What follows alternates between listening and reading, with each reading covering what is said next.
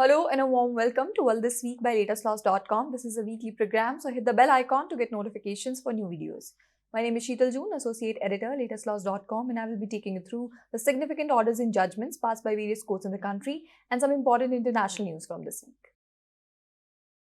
Let's begin with Supreme Court this week. The Supreme Court has stayed the implementation of amendments to the information technology rules that allowed a fact-check unit to be set up to verify news items appearing in media about the government, saying it involved serious constitutional questions. The order comes a day after the Ministry of Electronics and Information Technology notified the fact-checking unit after the Bombay High Court refused a stay on it. The rules will be on hold till the Bombay High Court disposes petition that challenged the formation of the fact-check unit, it said. The matter reached the top court after the third judge bench of the Bombay High Court too refused to stay the setting up of the unit. The third judge's order came after a two-judge bench delivered a split verdict. The IT Rules Amendment 2023 says that the intermediaries like social media platforms will have to make reasonable efforts to ensure that users do not upload information about central government identified as fake or false or misleading. Even a strong suspicion based on material on record raising the presumption of the role of an accused in an offence would justify the framing of charges in a criminal case, the Supreme Court has held. Refusing to quash the framing of charges in a disproportionate assets case, a bench comprising of Justice Vikram Nath and Justice K.V. Vishwanathan has said that the top court was not supposed to conduct a dress rehearsal of the trial, that too at a preliminary stage where only the charges are framed by a lower court taking a prima facie view. The court was hearing appeals filed by Puneet Sabharwal and R.C. Sabharwal assailing the Delhi High Court judgment. The High Court had refused to quash the trial court order of 2006 for framing of corruption charges against them. The Supreme Court, while addressing the issue of workers performing permanent or perennial tasks being classified contract workers under the Contract Labour Regulation and Abolition Act 1970, asserted that such tasks inherently require regular or permanent employment rather than contractual arrangements. Further, they affirmed the decision of the Industrial Tribunal and High Court, ruling in favour of non-regularized workers who were denied regularization benefits despite undertaking permanent or perennial work, such as removing a spillage or in railway slidings. The Supreme Court has overturned the conviction of a school teacher accused of sexually harassing a 13-year-old student, highlighting the need for close scrutiny in cases of sexual harassment within confined spaces. The court emphasized the importance of corroborating the victim's testimony, particularly in cases where doubts arise regarding its veracity. It cited glaring inconsistencies in the prosecution's evidence, including the victim's statements, leading to the teacher's acquittal under the Protection of Children from Sexual Offences Act, POCSO Act. Now let's have an overview of High Court. The Delhi High Court has opined that Section 391 CrPC cannot be used to delay the proceedings or to cause inconvenience to the other party, as that also amounts to a miscarriage of justice by delaying the proceedings under Section 138 NI Act. An abuse of process of law, especially in cases where the complainant has already been cross-examined in detail and no grounds are shown to recall the witness.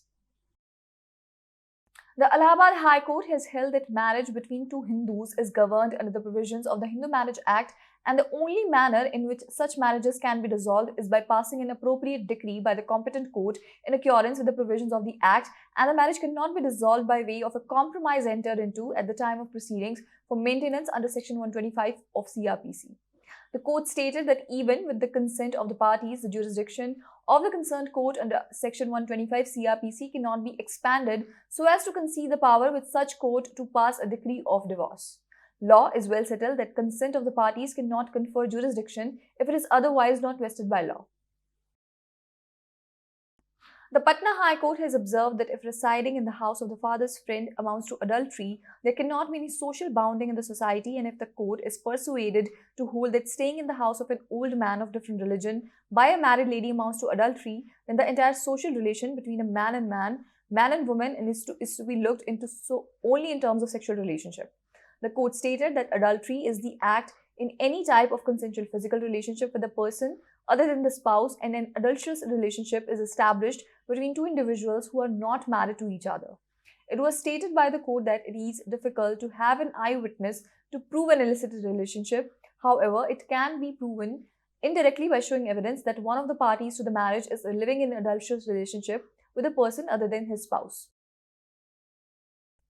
The Himachal Pradesh High Court has dismissed a petition filed seeking regular bail in a case registered against the petitioner for the commission of the offences punishable under sections 302, 341, 323 and 504 of the Indian Penal Code. The court observed that the petitioner cannot take advantage of the fact that proper medical treatment was not made available to the deceased and he would have been survived had he been treated immediately after he was taken to the hospital. Further, the mere fact that if immediate expert treatment had been available, there were chances of survival of the deceased if not sufficient to acquit the accused because of explanation 2 to the section 299 of IPC. The Delhi High Court, with the consent of all the district bar associations, Delhi High Court Bar Association and all bar associations annexed with the tribunals in Delhi, has ruled that henceforth elections of all the bar associations shall be held simultaneously, that is on the same day, and term and tenure of all such executive committees shall be for a uniform period of 2 years.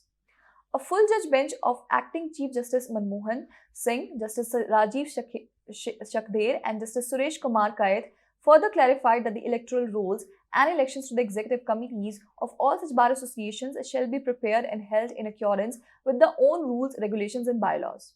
The court also held that a person who is elected to one bar association or a body shall not simultaneously hold a post in another association or body. To ensure purity in election and to curb use of money power, the court directed that the prospective candidates will not install hoardings or paste posters or host parties to further their electoral prospects. Moving on to international news this week. Apple Inc. has lost a bid to dismiss a lawsuit alleging that its AirTag devices help stalkers track their victims. A US judge in San Francisco ruled that 3 plaintiffs in the class action suit has made sufficient claims for negligence and product liability, though he dismissed the others. About 3 dozen women and men who filed the suit alleged that Apple was warned of the risk posed by the AirTags and argued the company could be legally blamed under California law when the tracking devices are used for misconduct. Apple had argued it designed the AirTag with industry-first safety measures and shouldn't be held responsible when the product is misused.